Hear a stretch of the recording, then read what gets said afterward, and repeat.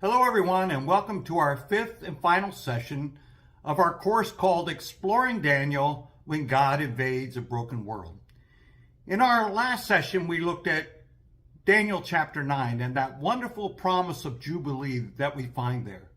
After 77s, God will reveal a whole new Jubilee, a time of redemption and restoration to his people.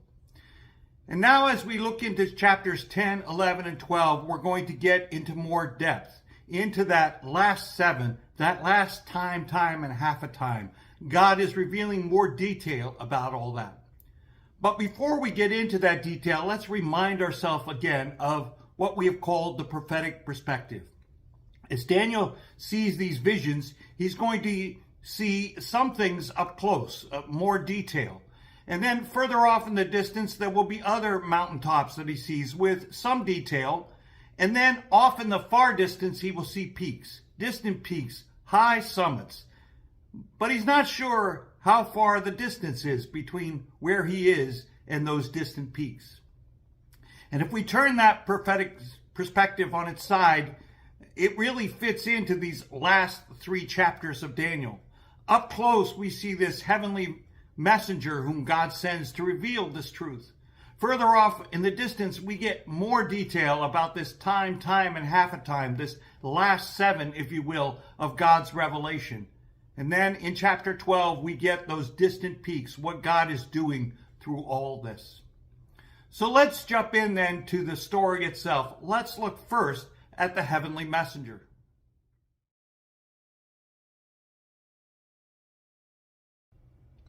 In chapter 10, verse 1, we are told about a new vision, another revelation that Daniel sees in the third year of Cyrus.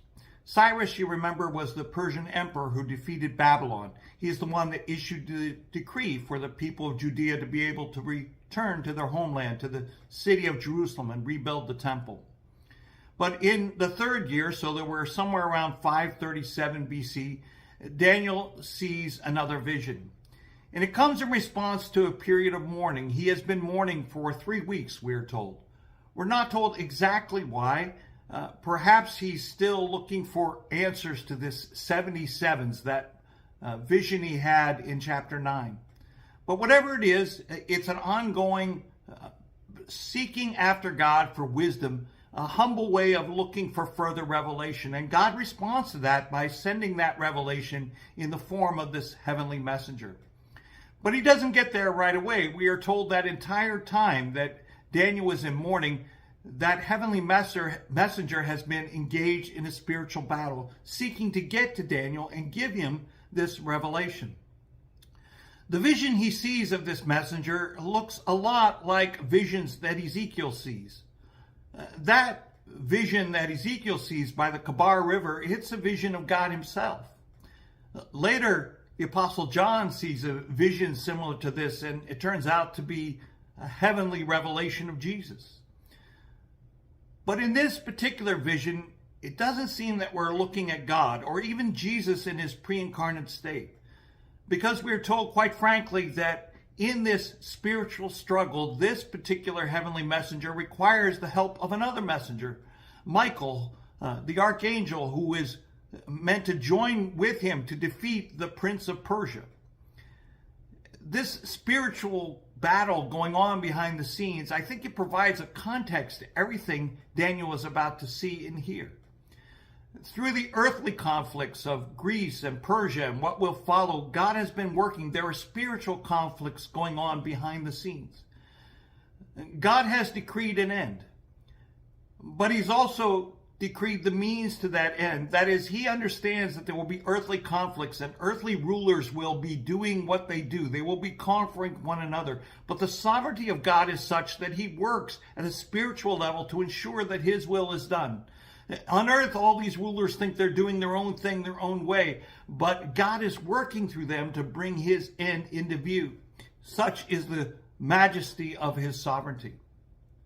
And as chapter 10 ends then, after he has delivered this vision, we are told that this heavenly messenger returns to engage with the princes of Persia and Greece. He's going to enact the vision that he has seen.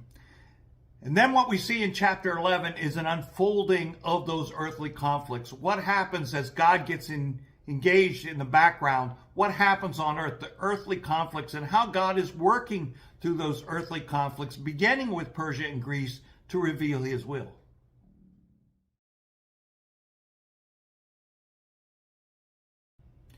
And now let's look at one of the most fascinating chapters in all of Scripture.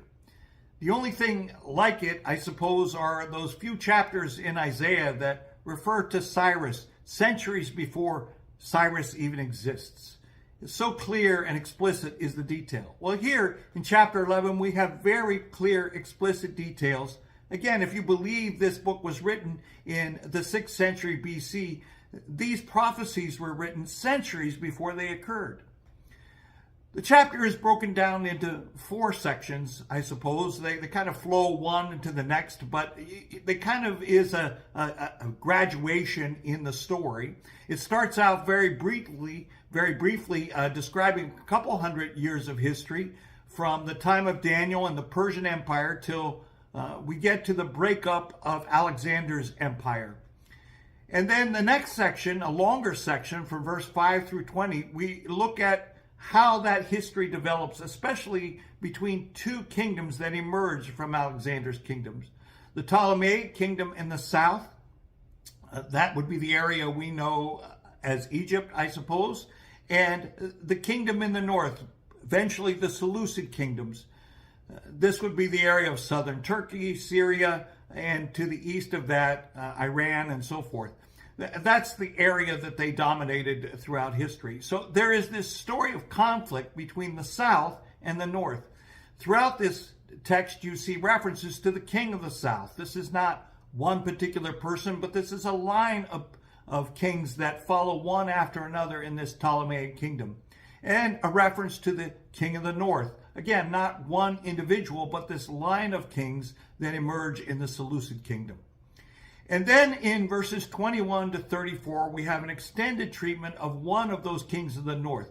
It's Antiochus IV Epiphanes. The details are clear. This is about him. We've already seen rather clear references to him, especially in chapter 8, but also in chapter 9. Now we give even more treatment about Antiochus. So we're clear then about this history. But then when we get to verses 35 to 45, there's a bit of a controversy. What are those verses about? Do they extend the story of Antiochus, or do they move on to another period? Before we look at this in more detail, I did want to show us a map. When you look at the map, you can see the Seleucid kingdom in the north and the Ptolemaic kingdom in the south.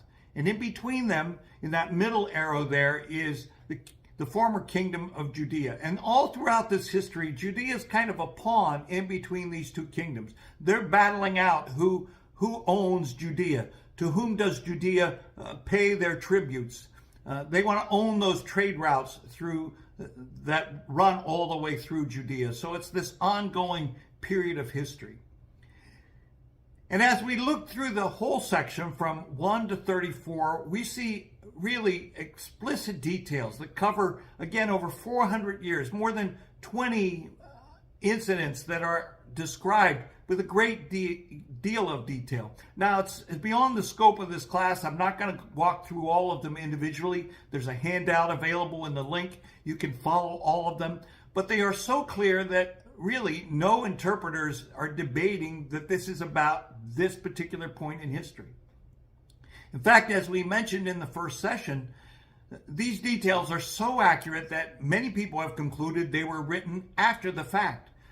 That's a major reason why some people argue that the book of Daniel was written in the 2nd century BC, during the time of Antiochus. After all these events are described, they are so accurate.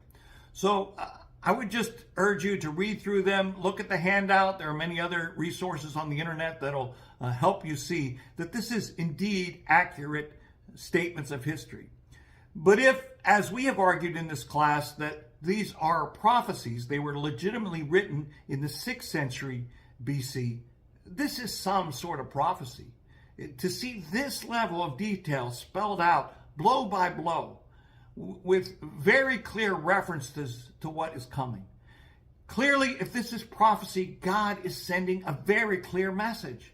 He is indicating that he understands how all the chess pieces are going to move between now and then. And yet, the incredible sovereignty of God is such that it will work through all those moves and those counter moves by all these kings who think they're working independently. He is sovereign enough to work through all that to ensure that his end will come. He's already determined how this history is going to play out. And in the end, he's going to use these very difficult conflicts, these hard situations in the history of God's people to reveal something amazing, something unbelievable, something extraordinary, this new Jubilee that he declared in chapter 9.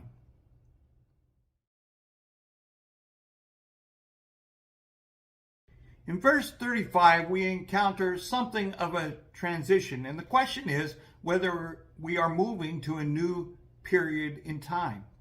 There's a clear reference here till the time of the end. The text says, some of the wise will stumble, so that they may be refined, purified, and made spotless until the time of the end. For it will still come at the appointed time.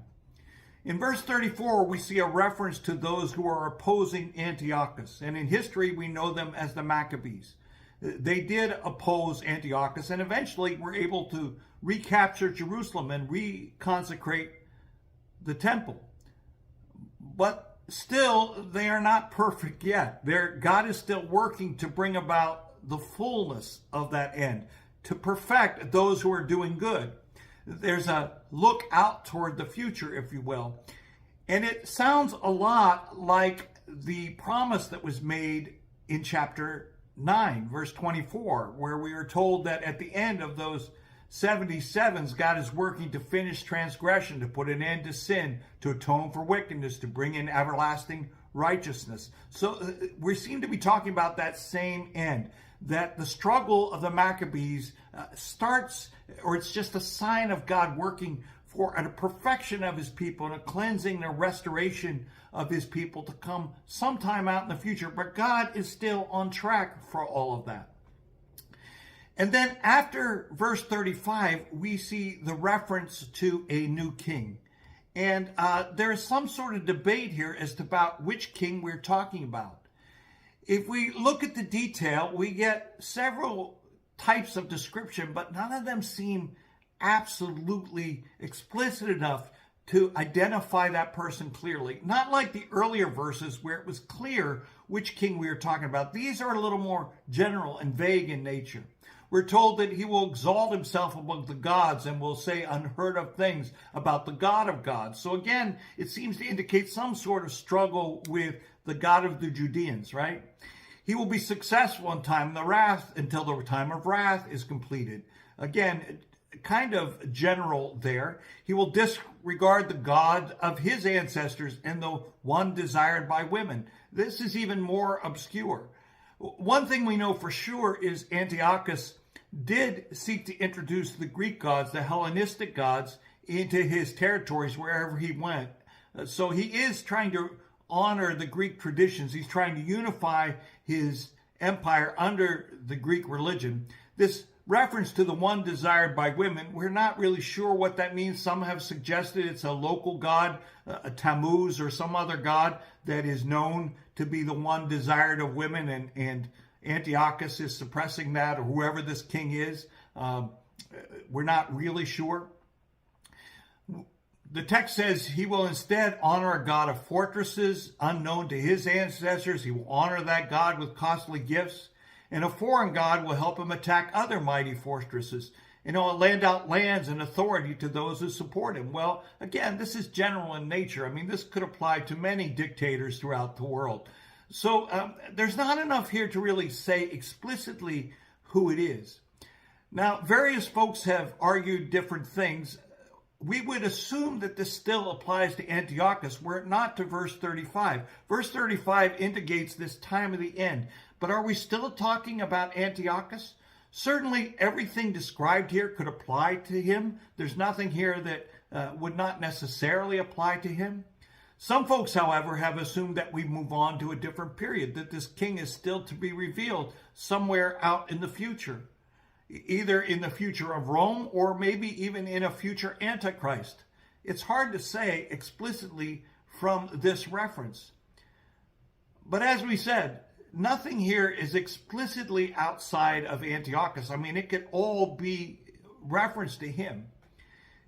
And what makes this even more confusing is when we move to the following verse, verse 40, it looks like there's another transition in view here. And again, this adds more layers of mystery, if you will. In verse 40, it says, "At the time of the end, the king of the south will engage him in battle, and the king of the north will storm out against him with chariots and cavalry and a great fleet of ships. He will invade many countries and sweep through them like a flood." Now, there are a couple reasons here that we know this is some sort of period transition. One is this reference to the king of the north. When we were in verse 34 and we were talking about Antiochus, he was the king of the north. Now we have a new king of the north being described here. So something has shifted here.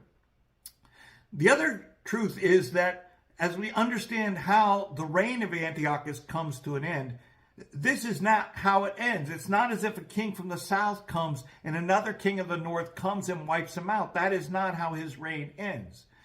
In fact, what happens, Antiochus dies of illness. And after him, the kingdom begins to disintegrate. So this particular event, as described in verse 40, it never really happened in the reign of Antiochus. Now, for those who assume that the book of Daniel was written in the 2nd century during the time of Antiochus, they look at this verse and suggest that perhaps it's unfulfilled prophecy. It is people of the time looking ahead as best they can and determining the end of Antiochus, but it doesn't occur. It's unfulfilled prophecy. But for those of us that see this as legitimate prophecy and who believe that God is foreseeing the future, something else must be going on here.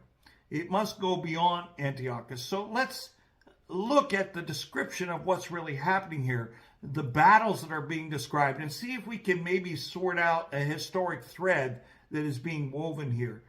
If we look at that whole description of more battles, it starts off, as we said, in verse 40, talking about the king of the south, and the new king of the north will engage him, that is, whoever him is, perhaps the new Seleucid ruler, with a full army of chariots, cavalry, and a great fleet of ships. So there's going to be a new invasion here sometime after Antiochus if this story continues. He, this new king of the north, will sweep through many countries, including the beautiful land. And the beautiful land we have pointed out before, it's a way of referring to the land of Judea. Edom, Moab, and Ammon will be delivered from him. Now, this is a very explicit reference. We'll show a map here on the screen. We'll show you what we're referring to. It lands on the other side of the Dead Sea. They are lands through which the children of Israel passed to get into the promised land back in the days of Exodus. And then subsequently, they are tribes that are always in some sort of conflict with Judea and with Israel. Well, these particular lands will be delivered from whoever this new king of the north will be. And also we get some details about Egypt, including Libya and Cush. If you look at a map, and again, we'll put one up on the screen here, Egypt is kind of in the middle, Libya is off to its west, and Cush is to its south. This whole land that is greater Egypt, at some point that will fall to this new king of the north. And then the story ends with rumors from the east and the north. There were rumors somehow getting to whoever this new king of the north is. And based upon those rumors, he'll redirect his wrath and he'll send his armies to pitch tents between the seas at the beautiful holy mountain. It seems like an invasion of Judea there at the mountain outside of Jerusalem. And then he will come to an end and no one will help him.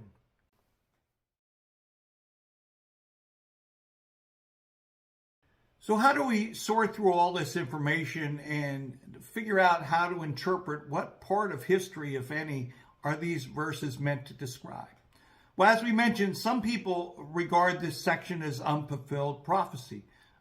People in the 2nd century BC, in the time of Antiochus, look ahead to this defeat of Antiochus. But as we said, this is not how it occurs, so that's one option. Other people see these phrases referring to the end and the decline of the Seleucid kingdoms and the introduction of a new king of the north, the Empire of Rome.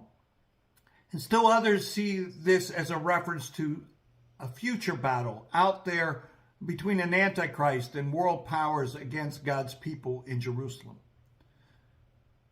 Well, let's look first at the possibility that this is a historical reference. See if facts line up that could fit what is described here. And just as we do that, remember now that this reference to this king of the north, it's not a reference to one individual. As we've seen before, the kings of the north, the king of the south, it's really a reference to a line of leaders. So is there a new line of kings that is being introduced to the story? Well, if we follow the history of the Seleucid Empire, after Antiochus, the kingdom really starts to fall apart. Various factions are fighting among one another. The kingdom gets divided.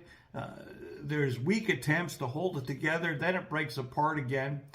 And the truth is, in 145 BC, the then emperor, by the name of Alexander Belos, in 145 BC, the king of the south then at that point, Ptolemy VI, does invade and does defeat the current emperor of the Seleucid Empire. So this fact, mentioned in 1140, did actually occur subsequent to Antiochus. So that is a fact that kind of fits. Now, what about this new king of the north? Are there any facts that fit that?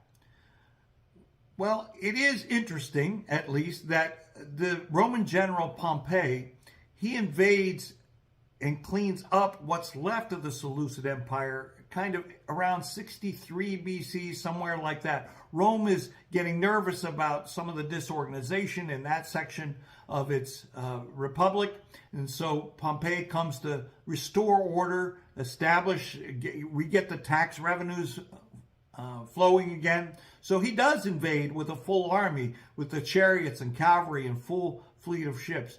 And he does sweep through this land like a flood, as we hear in 1140. So that side sort of fixed. Now, Pompey himself is not the king, but he represents the king, and he comes at the right time. It's interesting that at this point, the him here, that this new king of the north defeats him, him is no longer the king of the north, which kind of fits the situation. There is no more Seleucid Empire. There's just individuals who represent different cities. So this may be a reference to the Roman takeover, if you will, of the former Seleucid Empire. And significantly, Pompey, after he cleans up the Seleucid Empire, he does go and invades the beautiful land in Judea. He goes to the mountain, even goes into the temple itself. There's a rival factions fighting over control of the temple, and Pompey picks a side and reestablishes the temple under one of those factions. So this all happens in 63 BC. So if Pompey, as the representative of this new king, perhaps the story is talking about him. Interestingly enough, also, remember in this description, we are told that Moab, Edom, and Ammon, that those territories are never really taken by this king. They were not defeated by them. And it is interesting that these areas that eventually become known as the Nabatean Empire, the Nabatean territories, their relationship with Rome was always problematic. Both when Rome was a republic and eventually when it became an empire, they were always somewhat difficult to deal with. There were treaties, they were treated as allies. It's really not till much later, 106 AD, where Trajan actually is able to defeat these territories and officially annex them to the Roman Empire. So this story kind of lines up that this new king of the north, at least for a period of time, could not take the territories of Edom, Moab, and Ammon. But the exact opposite is true of Egypt and Libya and Cush. Remember, again, according to the chapter 11, these territories are taken by this new king of the north. And if we follow the story of Rome as it flows from Pompey through Caesar, Antony, eventually Augustus, they eventually suppress all of Egypt during the days of Cleopatra. You know the famous story of Cleopatra. Eventually, Rome becomes the lord of all Egypt, if you will, including these areas of Libya and Kush. So again, the invasion of Rome would seem to line up with the story as we find it in chapter 11. What's also interesting here is that we get to the end of chapter 11, in verse 44, we see this reference to reports from the east and the north that somehow incite this new king to launch an invasion into the holy mountain between the seas. Well, under Nero, there is a disturbance in Judea, a revolt in Judea.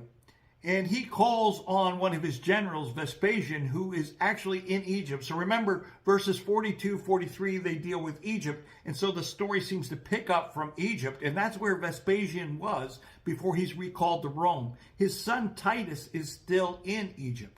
And so this idea that a rumor came from the north, perhaps Rome, a rumor came from the east, perhaps Judea, it incites the wrath of this new king of the north, which is now Nero, and he sends these armies in, and they obliterate Judea.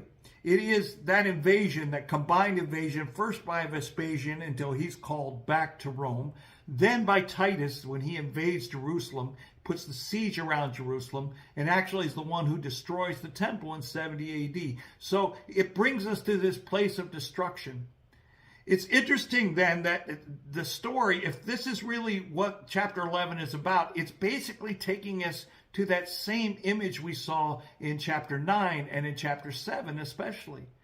This beast of 10 horns in chapter 7, this small horn that came up from 3. And we said that that small horn, it kind of looks like Antiochus, but it seems to go beyond Antiochus. There's another emperor out there that's going to do something tragic. A look-alike, if you will. Antiochus is kind of a preface to all this. And also, when we looked at chapter 9, we referenced that time and a half a time. This idea that it's during this time, in this last 7, that we have Antiochus. But then, after a period of times, we get to this last half of this period, the half a time, and then we see something else, this new abomination of desolation. And sure enough, that's what we find here in 70 AD, the destruction of the temple. And then we have that last verse, verse 45, which simply says that his time will come to an end and no one will be there to help him. Well, I think if we're going to see this as a historic figure, what we see is really the fall of Rome, which at this point is several centuries out from the time of Titus. But if we back up and look at this whole view, this story from verses 35 to 45, it could accept this historical thread. In other words, this historical thread kind of tells that story, and it would be a prophetic way of telling that story. Now, other people have looked at these verses and seen Augustus in them, or other threads of Roman history, and the references are vague enough that it's probably not going to be possible to nail things down precisely. But generally speaking, these verses, they do sort of describe that period from Antiochus to Titus, that period, that time and half a time, that bring us to this occasion where God is going to do something marvelous. But then again, there are other people who believe this is still far off in the future, that there will come another king of the north in the time of the Antichrist, that there will be a worldwide alliance of nations that will come together. They refer to chapters like 38 and 39 in Ezekiel, this battle of Gog and Magog. They're going to come together and fight against restoration of the kingdom after the temple's been restored. So there are folks who still see this off in the future. And then, of course, if you're going to see this in the future, you're going to do something with those references to chariots and cavalry, fleet of ships, that will still be around perhaps. But cavalry and chariots, what is that in a future battle? Well, some argue that those are anachronisms, that in the future, the new version of chariot and cavalry, tanks or other weapons, whatever they are, it's prophecy's way of referring to these modern weapons. Perhaps. But again, there's no way to really verify the future until we get to the future.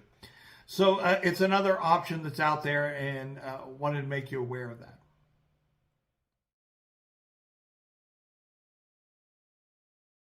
As chapter 11 ends then, we see this great king of the north, this new king of the north, now attacking God's people. And this is where chapter 12 picks up the story. And we have a new vision about how that battle is going to be ended, how God is going to deliver his people. That last chapter really falls into two sections. That we have the vision itself in verses 1 to 4, and then again, like we've seen so often through the rest of Daniel, we have a heavenly explanation of that vision.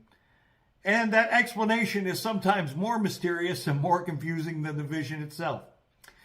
But in any case, the vision itself, it starts in verse 1, and we are told there that at that time, in other words, when it looks like the new king is attacking, this new king of the north is attacking God's people, God will get engaged. He will send Michael, again, the great prince who protects your people. So God is going to work through that time to deliver his people in the middle of this very difficult time of distress.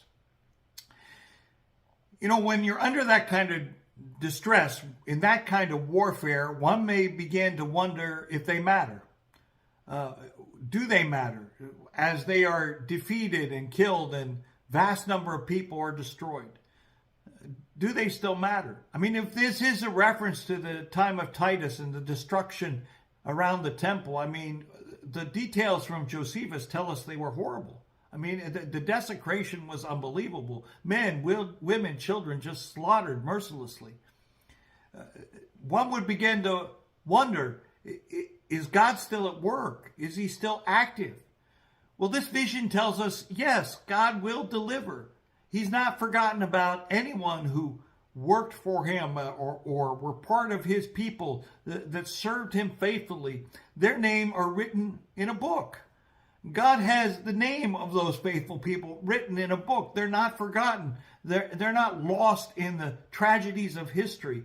God has their name in a book. He will redeem everyone who is faithful. He keeps track of all that. One need not worry about being lost in all this. And even if they die, God will remember them. That's what we're told also in this vision, that even folks who die in the battle, they'll be woken up. The text calls it being asleep in the dust. That's a euphemism for being buried underground. God will wake them up. It's just sleep to him. He will wake up and make sure they get the reward they deserve, even if they're killed in battle. And those who perpetrated the battle, those who launched the persecution, if they die, they're still not out of the woods. God will wake them up too, and they'll receive judgment for their actions in the condemnation. So death is not an obstacle for God getting what God wants. He will redeem his people, and he will punish those who oppress God's people. Some have seen in this reference to resurrection, people rising again from the dead. It's hard to resist that image, especially those of us who live after the time of Christ. And of course, we read in the New Testament, 1 Corinthians 15 and so forth, that tells us about the general resurrection of the dead at the end of time. It's hard not to see all of that somehow implied in this text. But the text itself is more restrictive than that, I think. The text here is just saying that death is not the end of the story. That if you die in the service of God, he will wake you up. If you die in persecuting evil, he will wake you up. And you will receive. There is an accountability.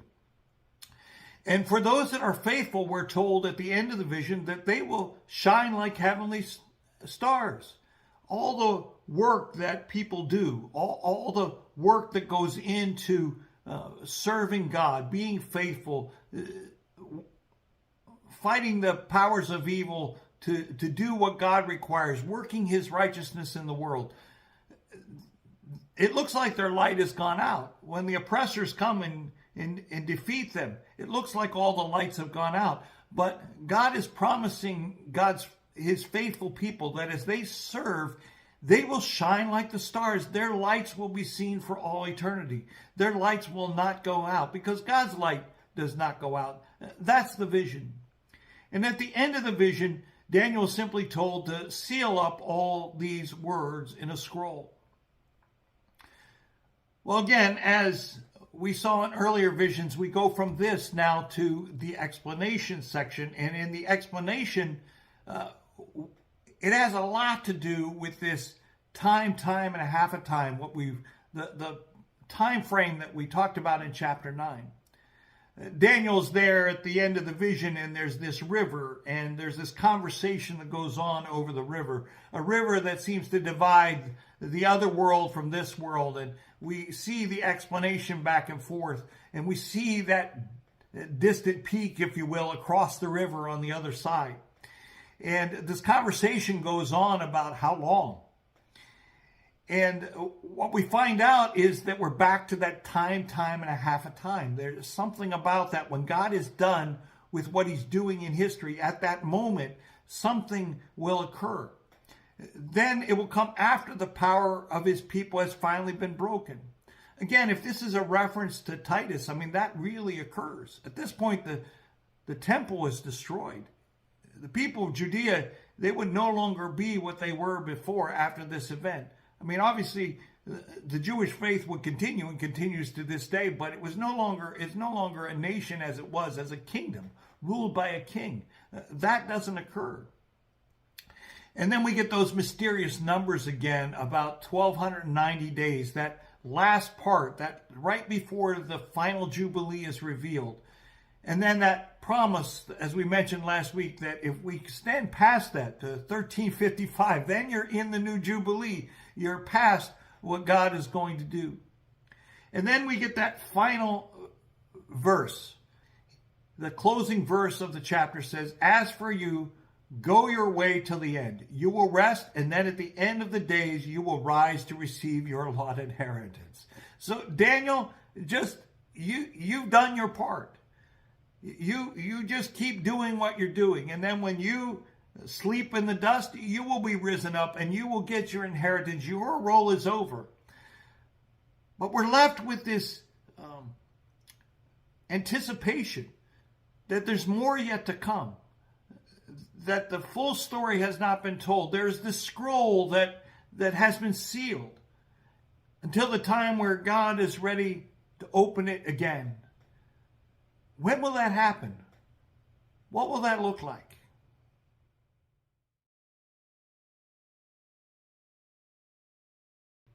It seems to us then that as we come to the end of the book of Daniel, God is still pointing us further to a new time of revelation where he will pick up the story where he leaves off with Daniel.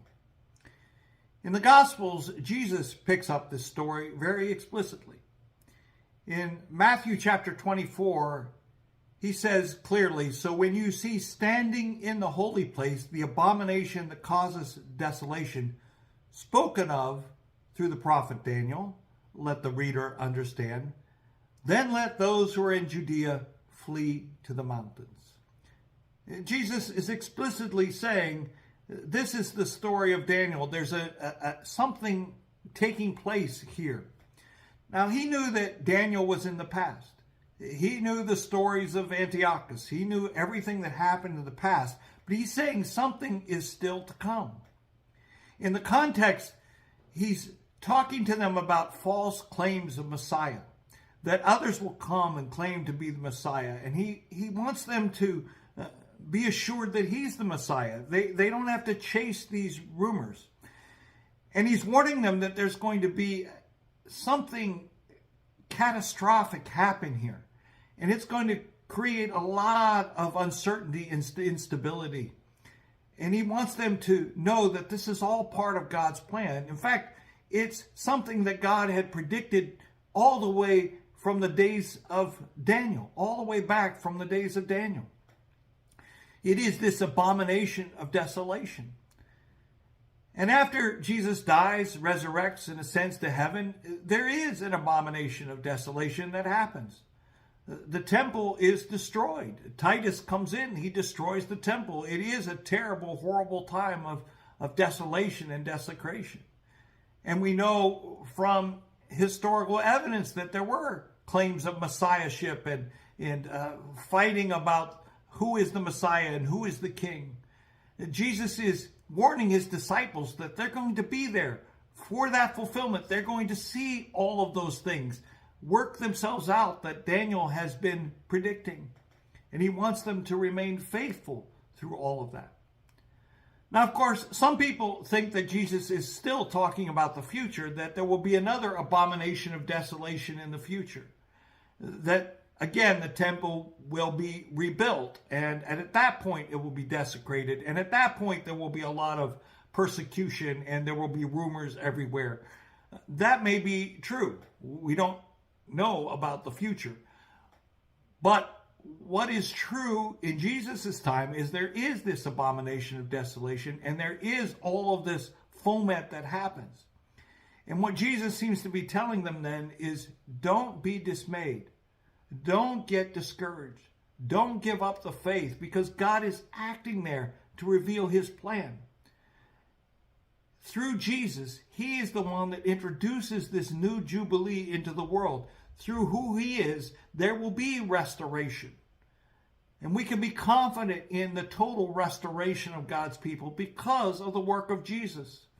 I think that really is the focus of what Jesus is saying here, to give us more information about this fulfillment of Daniel's prophecy.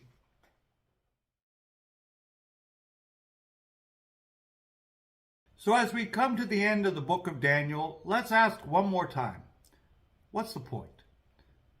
Well, I chose to focus on these two verses from Daniel chapter 12, verses 2 and 3. Multitudes who sleep in the dust of the earth will awake, some to everlasting life, others to shame and everlasting contempt. Those who are wise will shine like the brightness of the heavens, and those who lead many to righteousness like the stars forever and ever. I think God is speaking to those of us who will want to be part of the solution.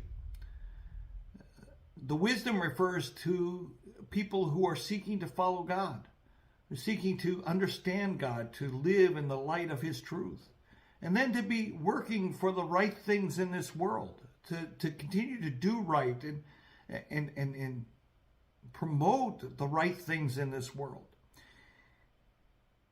And what the story of Daniel has shown us, that God's sovereignty through history, it assures us that we can trust God's promise. He's going to use our faithful efforts to shine his light into this broken and dark world.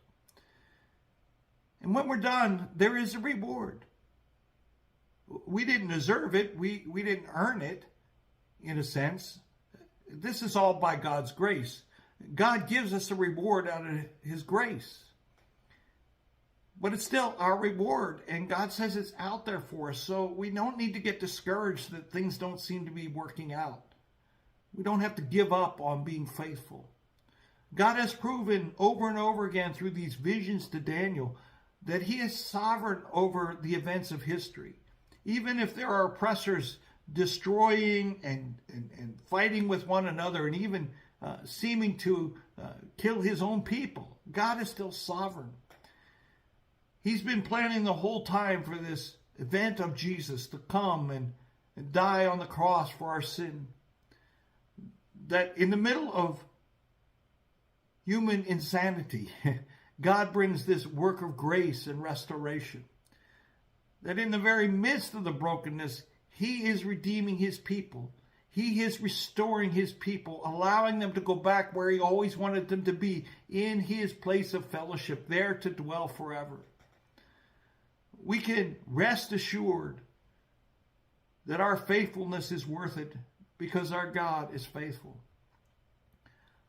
I hope this journey through Daniel has strengthened your faith. It has certainly strengthened mine. Let's continue to work for our God and let his light shine through us as we do his will. May the Lord bless you as you continue to follow him.